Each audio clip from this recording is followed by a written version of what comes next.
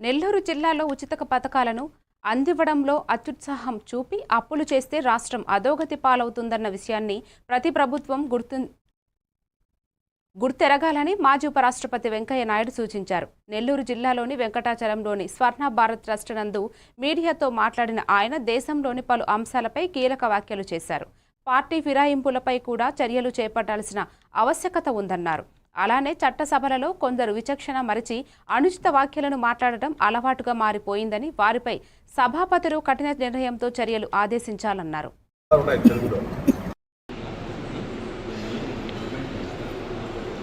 MP మంత్రి వాళ్ళ మీద ఉన్న కేసులకు 2 సంవత్సరాలు పరిమితి.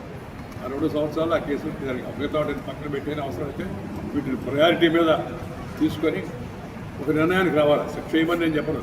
శిక్ష అర్హుడా కాదని నిర్ణయించాల్సింది ఏం కాదు కదా, కోర్టులు కదా.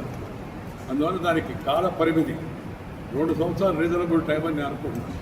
ఈ మాటకు ముందు వాయిదా వేయడం, ఎన్ని వాయిదాలు కొన్ని కేసుల్లో ఎన్నిసార్లు జరుగుతున్నాయి.